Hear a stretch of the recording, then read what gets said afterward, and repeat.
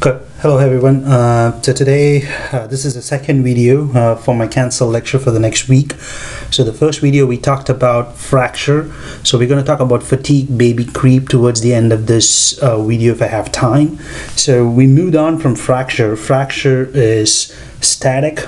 The stress doesn't change that much, it's static. So here we're going to talk about fatigue.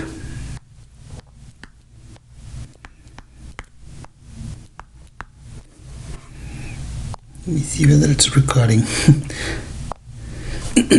Fatigue, so it's dynamic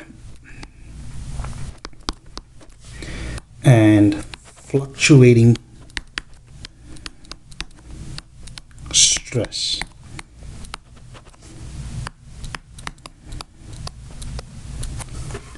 So when I say dynamic and fluctuating, the stress value goes through a cycle. So we'll see there's like different kinds of cycles. So we'll introduce like 3 different cycles here, and then we're going to use 2 of them. So the first one is called reverse cycle. Okay, so when we talk about reverse cycle, let's say you put stress. This is the cycle, so we're going to call that as, let's say, N. So when we do this, it goes through a cycle like that, and then it's going to come back. Oops, something like that. Let me erase that. It's easier to do it. There you go, like that. All right, so this is the positive side, and this is the negative side. So this is under tension, so that's tensile stress. This is under compression, so this is compressive stress.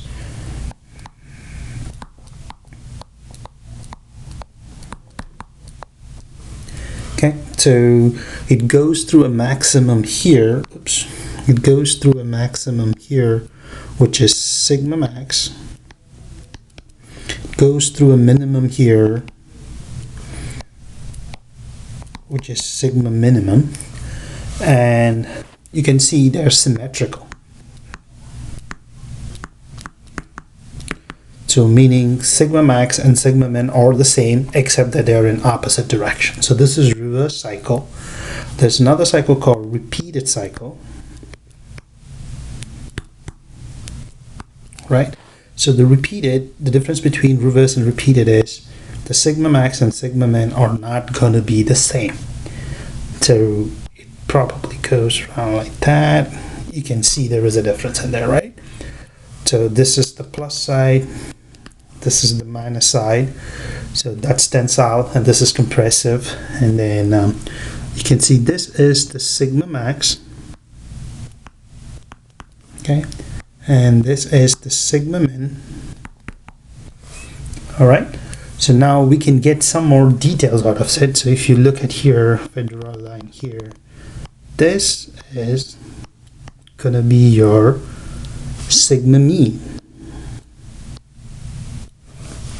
right? And then here, that's your amplitude, that's sigma A. And then the difference between the whole thing here, that will be your range, right? So I can write these things here. So let's say your sigma mean,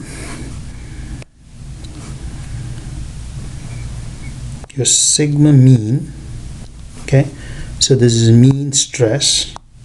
Don't confuse this with your fracture terminology, where sigma m over there is basically maximum stress, but here it's sigma m is meaning sigma mean, which is basically sigma max plus sigma min divided by 2.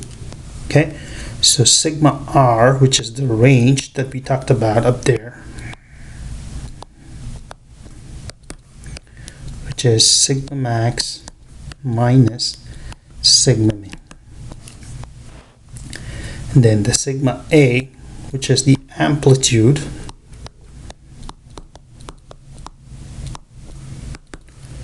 which is nothing but the range divided by 2, which is sigma max minus sigma min divided by 2. Okay, there's also this called stress ratio, which is capital R, which is nothing but sigma min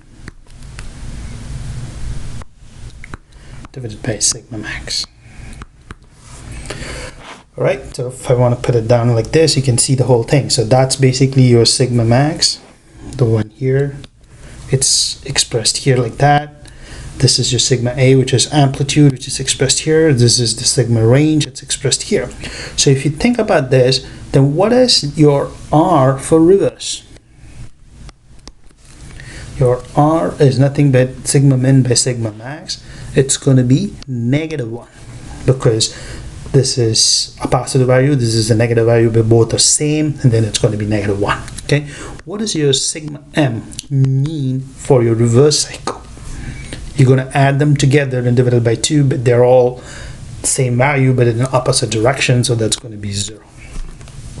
All right, so now I can capture everything in one slide. Let's see. Okay, there you go. So there's a third kind, which is random. Okay, so the random, as the name suggests, it's going to be a random cycle like that. Okay, it's kind of a little difficult to quantify this, so all I'm going to do in this chapter is like we're going to look for what kind of cycle it is. It's either reverse or repeated. We're not going to do random, and then we'll take it from there. All right, so let's move from here. So keep in mind, we're going to come back to this whole section here. It's on your slides as well. We'll use this like to solve problems a little later. All right, there you go. So the next thing is like what kind of data you're going to get out of it. For fatigue, we call this as SN curve. Okay, what is SN curve? S stands for stress. Oops. S stands for stress. N stands for number of cycles. So how many cycles it takes for the system to fail, right? So the way they do that is like they take these dog bone structures. I'll show you this in the slide here. So they take these dog bone structures, they put it in this. This is similar to your tensile testing. So they fix a stress. So you apply that stress, but you apply that stress cyclically. So when I say cyclically, it's either compression, tension, compression, tension, and then there's a motor here that uses to do that, and then it counts how many cycles it goes through before the specimen breaks it into 2 pieces. So there's 2 ways to do it. There's rotating bending, meaning you rotate it, you bend it, you rotate it, you bend it. So every time you rotate and bend, that's 1 cycle. So you rotate, bend, rotate, bend, rotate, bend, and that's each cycle. So this counter here, the revolution counter here, counts it before it finally fails. The other thing is tension compression, which is similar to what you guys are going to do next week in the axial tensile testing. So it's basically you pull it, you compress it, you pull it, you compress it, you pull it, you compress it.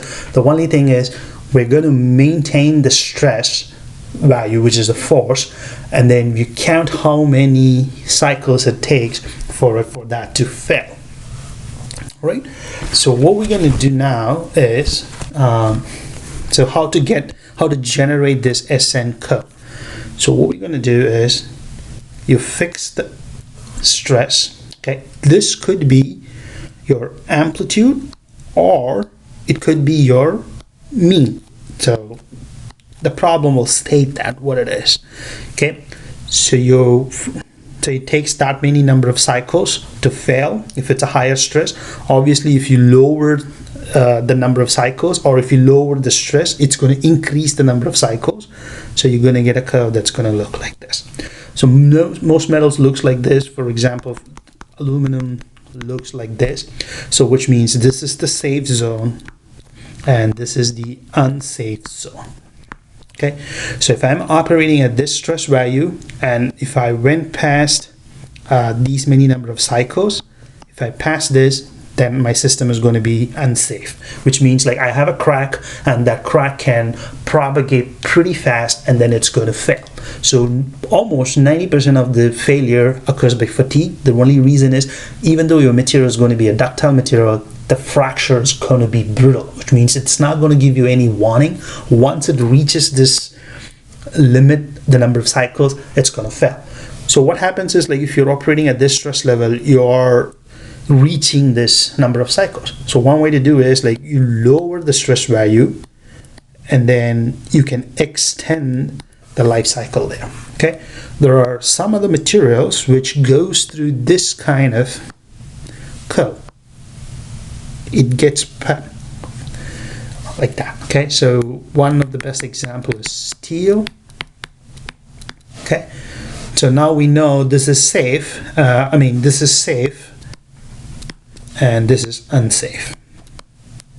Okay, so this thing here, we call this as fatigue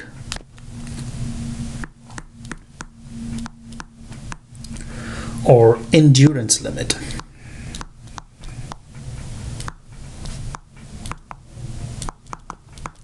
So if you're operating below this stress level, if you're here in this region, your steel is not going to fail by fatigue. So that's what endurance limit is. So some materials go through this phenomenon, so you are safe. But in this case, if you're taking aluminum as an example, no matter what, your system is going to fail by fatigue if you reach this critical cycles to fail. All right. So that's the whole concept here. So like I said, there's two things to look. So one is the cycle, the other is the load type. So how are you going to load it? So like I said, there's two kinds of load.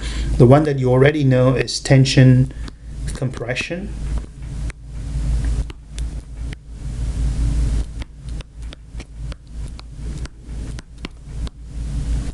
Okay, so for tension compression, we already know what the expression is going to be. It's the stress is equal to force divided by the original area. And then we also have another type, which is rotating bending.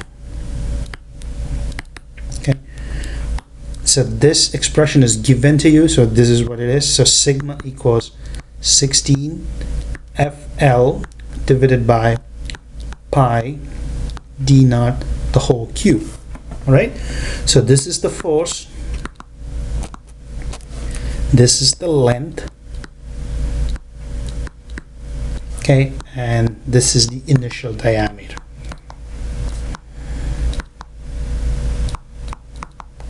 Okay, so if your specimen is looking like this,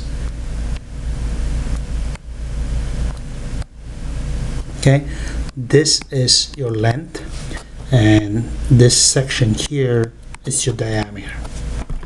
All right, so the two things to look when you're solving for fatigue problems is what cycle, reverse or repeated, and load type.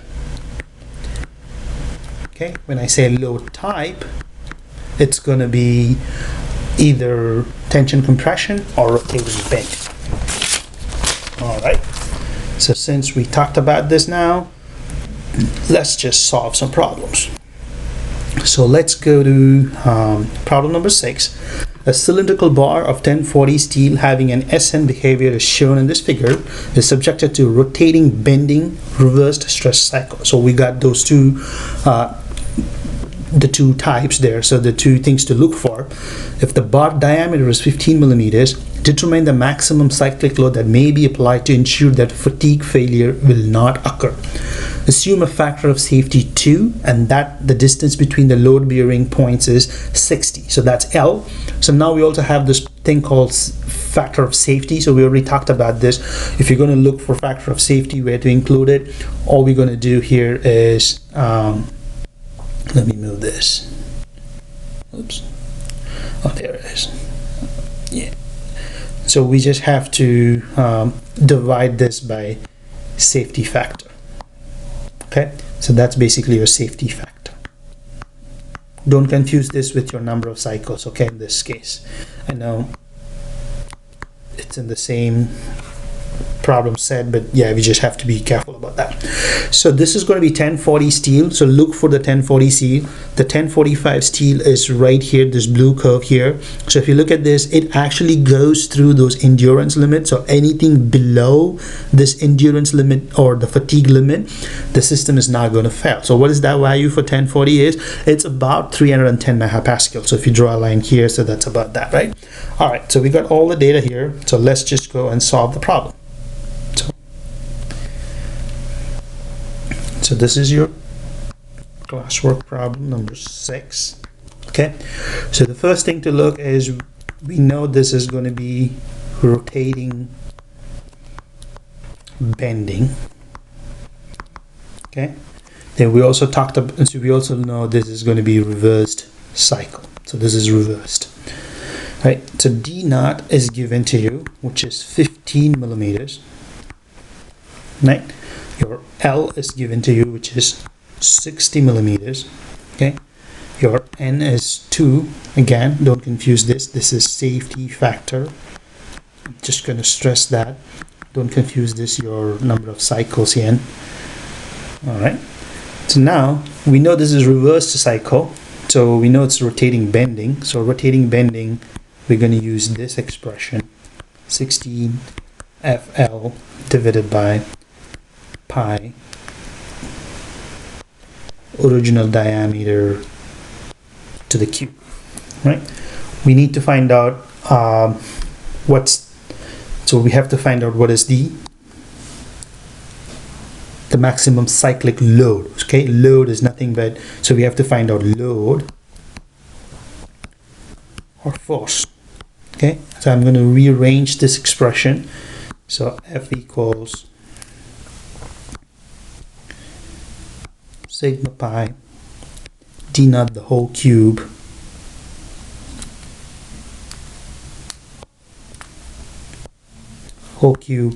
divided by 16 NL. Again, this is safety factor.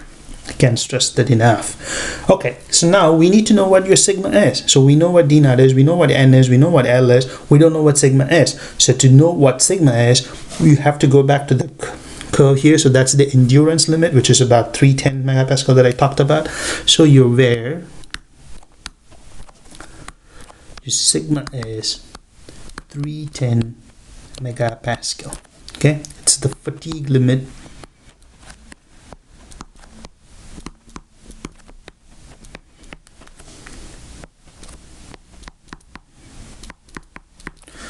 Fatigue limit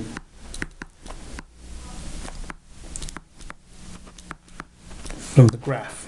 Okay, so now let's plug everything in here. 310, it's megapascal, so 10 power 6 Newton per meter square. Okay, as with every other problem, the first time I'm going to use the units to show you. D naught is 15 millimeters. Again, this is in meter square, so we have to convert this to meters. So 10 to the power minus 3 the whole cube, meter cube, divided by 16 times 2 times the length, which is again in millimeters, so I have to convert that to meters. Okay, so your F is going to be 1712 newtons. Again, this is force, so this is going to be newtons, right? So what is this? So this is F max, which is plus. Why do we have to know what is the cycle? In this case, this is a reverse cycle. The reason is, now your maximum load is going to be the same as your minimum load, except that it's going to be in compression, which is negative. All right, let me make it smaller so you guys, I'll just give you a couple of minutes so you guys can write it down before we move on to the next problem.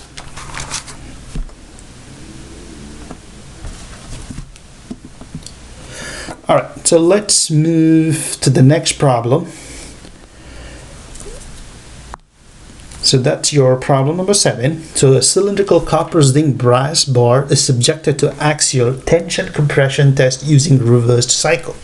So if the load amplitude is 10,000 Newton, compute the minimum allowable bar diameter to ensure that fatigue failure will not occur at that cycle. Assume a safety factor of 2.5. The data is given for reversed axial tensile test, and the S is the stress amplitude. So this is stress amplitude, which is sigma A, right? So we're going to use the same figure in problem 6, because the problem in figure 6, or the figure in problem 6 has all of the materials in there. So now, instead of 1040 steel that we looked for this problem, the next problem we are looking for copper zinc brass, which is this green line here. So it doesn't go through the endurance limit. Now we know we wanted to keep it at 10 to the power 7 cycles. So from 10 to the power 7 cycles, we could back calculate what is the stress value at that point. All right. So now let's go. So for me, if I'm using this, so it's just 10 power 7 over here, that's about 115 megapascal. So we got that.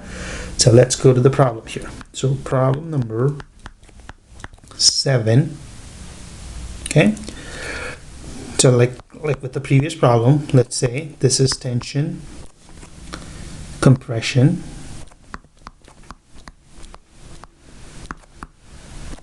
okay, and then we also know this is going to be reversed cycle, so it's not a repeated cycle, right? So they're saying for force of 10,000 Newton, okay, with a safety factor of 2.5. I'll write that again.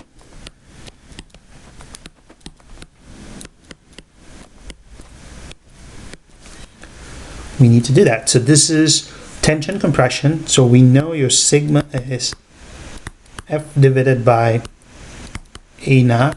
Okay, so we know this is F times 4 divided by pi d naught square. So we need to find out what d naught is. So your d naught is going to be F times 4 divided by pi. I'm going to bring the stress there, but I'm also going to include the safety factor into that expression, and the whole thing is enclosed inside the square root. Okay, so where sigma equals 115 megapascal at 10 to the power 7 cycles. Again, this is from graph. So now we know everything in there, so we can plug back everything. So this is 4 times 10,000 newtons divided by pi times 115 into 10 to the power 6 Newton per meter square. Then you also have the safety factor of 2.5. Then you get about 16.6 10 to the power minus 3 meters, which is nothing but 16.6 millimeters. Okay, I'll just do this. So you know this is problem number 7, so you can take it down.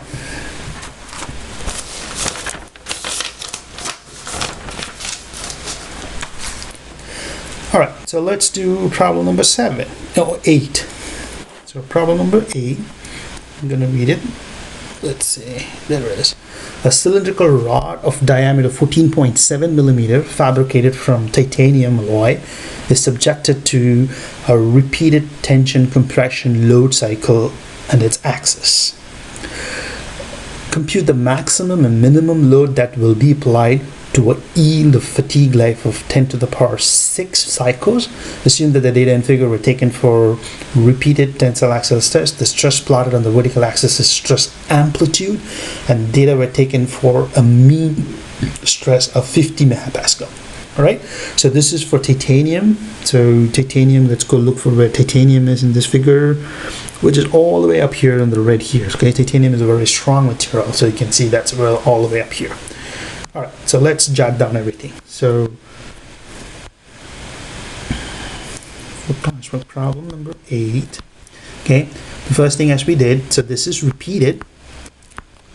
So when I say it's repeated, it's not reversed, so which means sigma max is not equal to sigma min. So we have to find that out. And this is tension compression.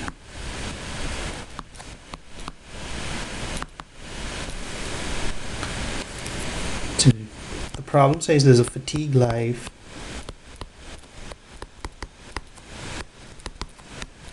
(10 to the power 6 cycles). Okay, we know what the initial diameter is, which is 14.7 millimeters. Okay, and then sigma m, which is mean. Okay, I'm gonna write it again here because don't confuse this with your maximum stress from your fracture. So this is 50 megapascal. So this is given to you in the problem statement. That's the mean. Okay. Now we need to know what sigma A, which is the amplitude, which is about 510 megapascal. Okay. How did we get that? It's 10 power 6 for this. That's about 510 there. So that's sigma A because it explicitly says in the problem the SN plot is an amplitude. So now we need to find out what's the maximum stress, what is the maximum force and minimum force. So to do that, we need to find out what is the maximum stress and minimum stress, and from there we can go on. Okay, so we know sigma max minus sigma min equals 2 times sigma A.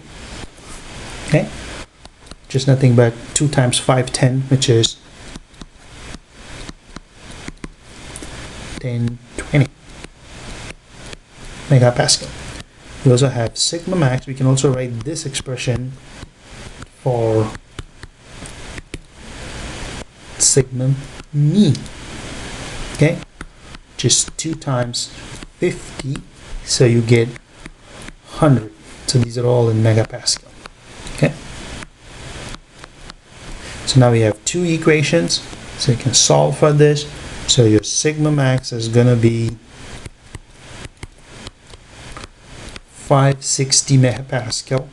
Your sigma min is gonna be, it's a repeated cycle, it's not a reverse cycle, so it's not going to be negative 560, it will be a different value, which is 460 megapascal. We need to find out what is the load or the force.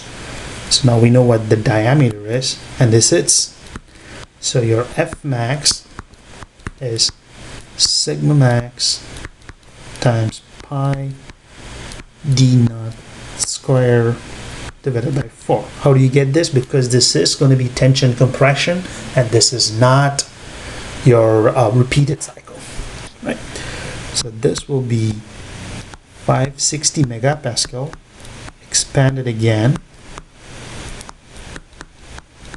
pi, and again convert the units of your diameter from millimeters to meters, the whole thing divided by 4. So your F max is going to be 95,000 newtons. Do the same calculation for F minimum, it's going to be negative 78,000 newtons. Probably pass here for a minute so you guys can copy this down, and then we'll go from there.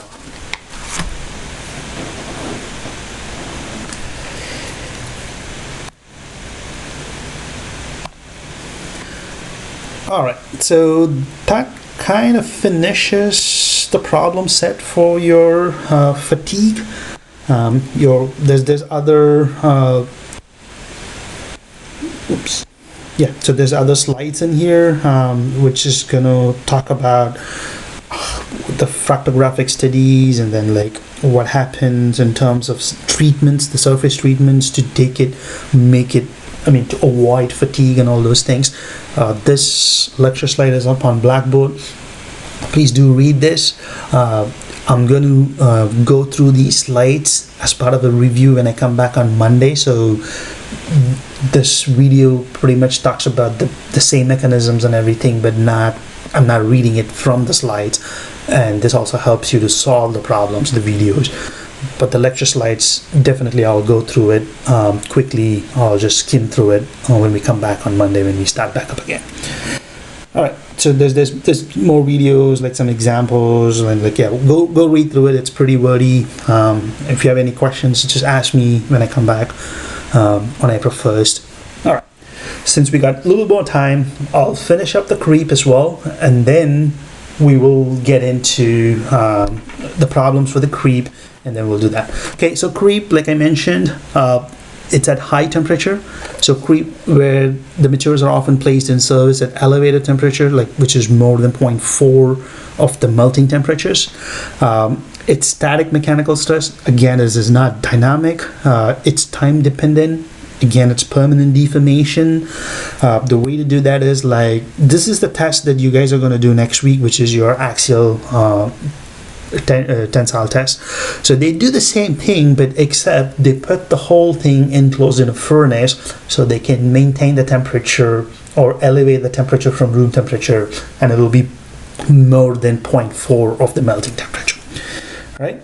So this is the curve.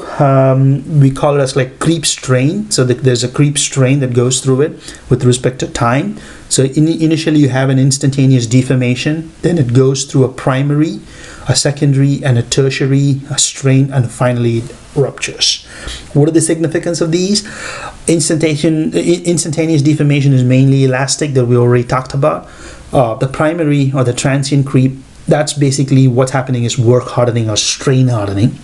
And then the secondary creep is constant, because what happens is like now it's at an elevated temperature. So if you remember what we talked in chapter 7, with the temperature, we already strain hardened it, which means like we strengthened it, but now the higher temperature balances it out. So you're going to have a steady state at that point. And then finally, you're going to make a lot of internal cracks, voids, and then it's just going to finally break.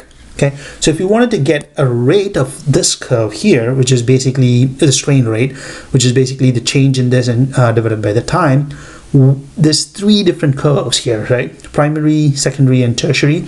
We normally take the rate for the slowest moving process. So where's the slowest moving process? It's basically this, where the work hardening is being balanced with respect to the temperature, or the recovery process is happening at that point, right? So it finally ruptures. And then there's also another concept. I'm going to write all of these things, but it's better I show this here. So this is basically where it's going to rupture. It depends on temperature. So when you increase the temperature, the instantaneous strain increases, the steady state creep rate increases, the time to rupture decreases. And then you can plot the stress with respect to the rupture lifetime, and then you're going to get a curve like this. Or you can get the stress with respect to steady state creep rate, which is basically the same thing, but it's steady state creep rate is like 1 over the time. So you're going to get a reversed curve like that's going to look like that. Okay, so the last concept that we'll talk about is like the rupture lifetime. We'll get that in a minute. All right. So let's write it down here for the sake. So we're going to talk about creep, where it's going to happen at temperature which is more than 0.4 of the melting temperature. Like that curve says, it's going to go through this and it's going to rupture like that. So this is creep strain, right? Which is strain, creep strain,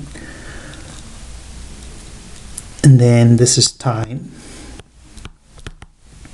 Okay, so we can get creep strain rate,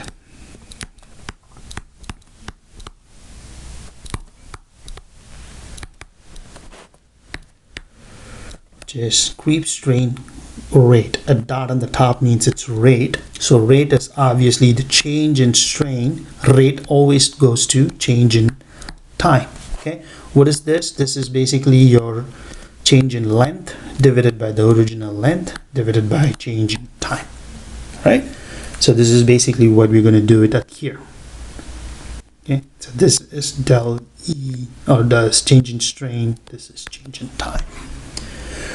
We can fit this into a curve, so you can get creep strain rate is K1 sigma to the n, where K1 and n are constants, so these are constants. Okay, it doesn't involve any temperature in it, so we can also include temperature dependence in it. So you can write this, or you can expand K1 when you say dependent on temperature. Obviously it's an Arrhenius type of equation where there's an energy divided by time and temperature, which is in Kelvin. So this is temperature dependent.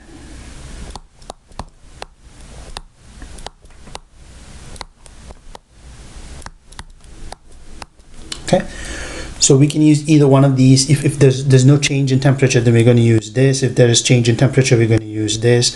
So we'll see that in a problem now. Okay, so let's move to problem number 9. So the steady state creep rates are given at a following temperature. We need to find out what is the steady state creep rate at a stress of 10 megapascal for the same temperature, 260 degrees Celsius. All right, let's do this.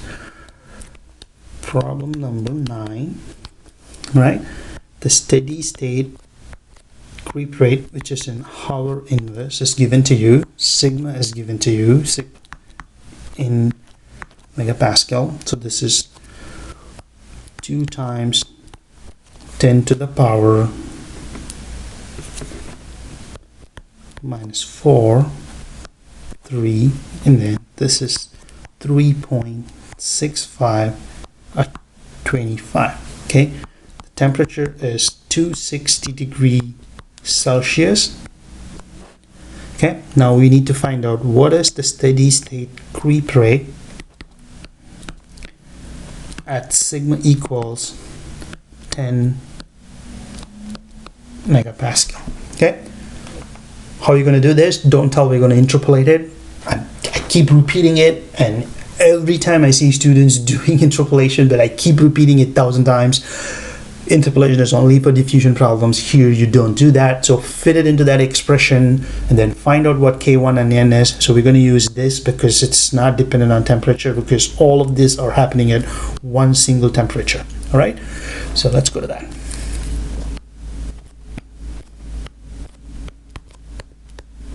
K1 sigma N. Right? How are we going to do that? Are we going to take natural log or log base to the 10? It doesn't matter because there's no exponential term in there. So it's going to be log that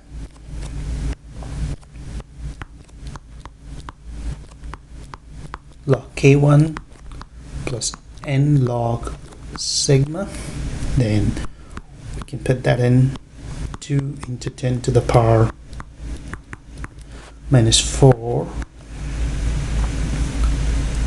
equals log K1 plus N log 3. Oops. Same thing here. Log 3.65 log K1 plus N log 25. Okay, so the one thing here is like keep these as megapascal. Okay, don't change that. So now you can get what N is 4.63, right? So your log K1 equals log 2 into 10 to the power minus 4 minus 4.63 log 3. So you can get what your K1 is, just 1.23 into 10 to the power minus 6. Once you know what N is, once you know what K1 is, you can plug it back into the original expression, and then you should be able to find the answer now. So now it's 1.23 to 10 to the power minus 6. Keep it as megapascal, power 4.63, which is n times, okay? And then that's going to be 0.052. The units are going to be Hoover inverse because that's what it's given to you here. All right, so let me do the same thing. You guys can take it down. There you go. What happens if t is different?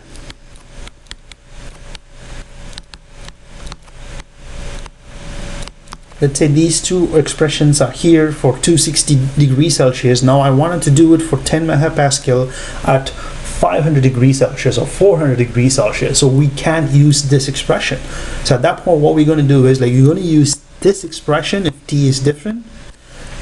All you have to do is like find K2 and N by changing this temperature, but also you need to know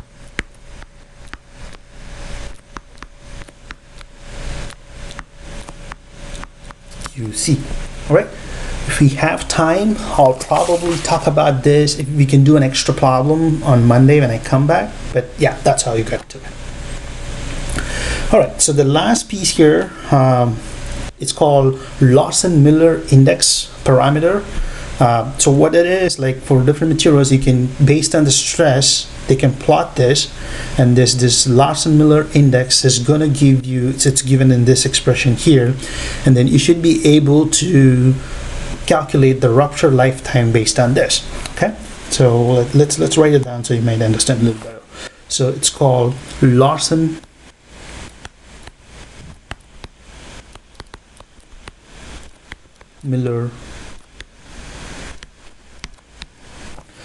parameter. Okay, we call this LM, okay, which is T C plus log TR. Okay, so this is temperature in Kelvin again, temperature in Kelvin. Okay, this is rupture time.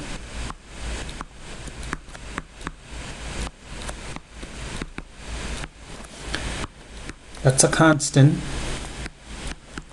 in most cases, or like C is roughly 20.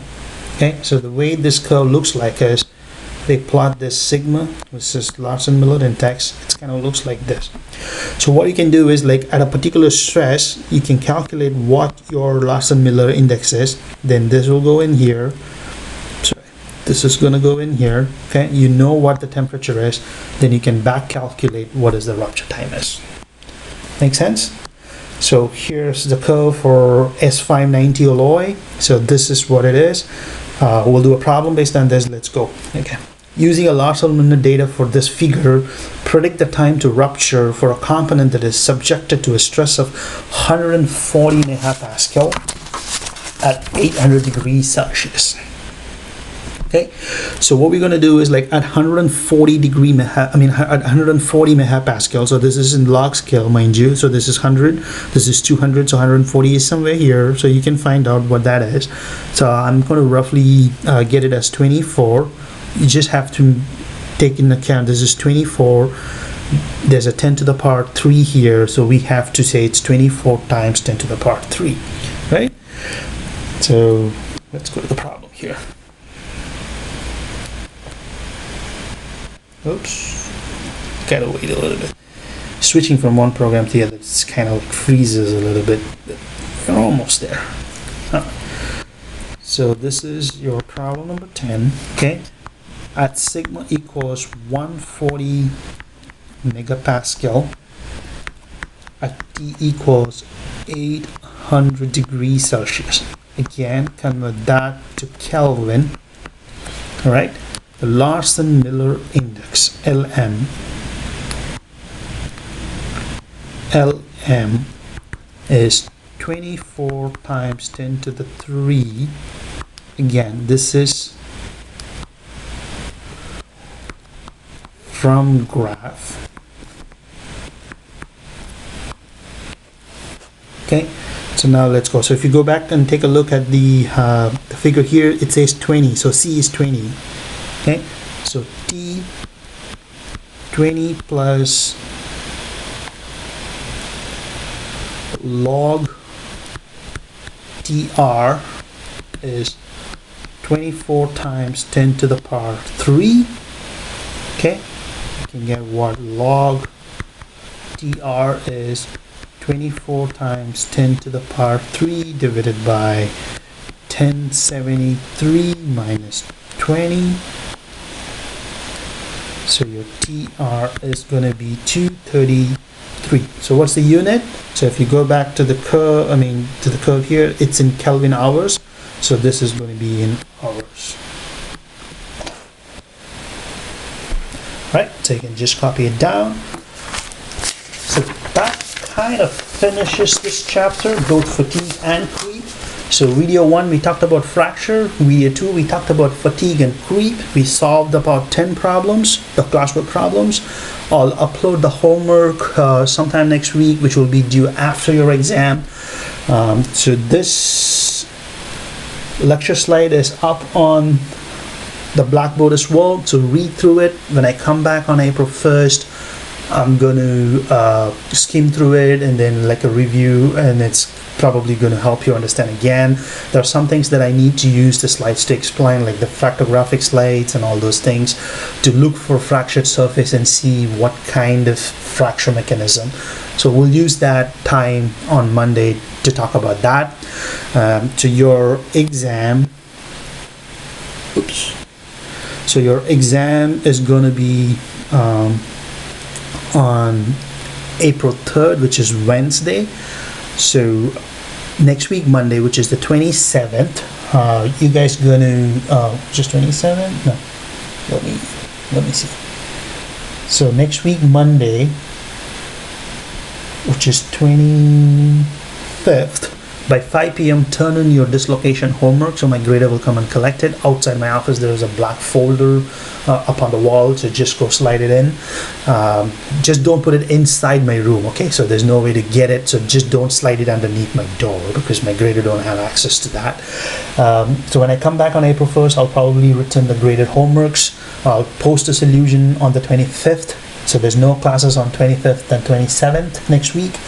3rd is the exam, so on the 1st we will redo this, recap this using the lecture slides, and then for half of the class period, and then the next half we'll do a review for for the second exam.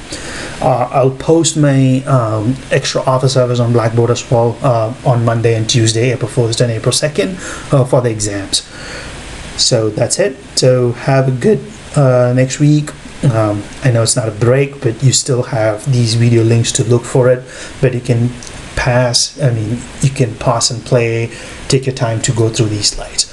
All right, thank you for listening.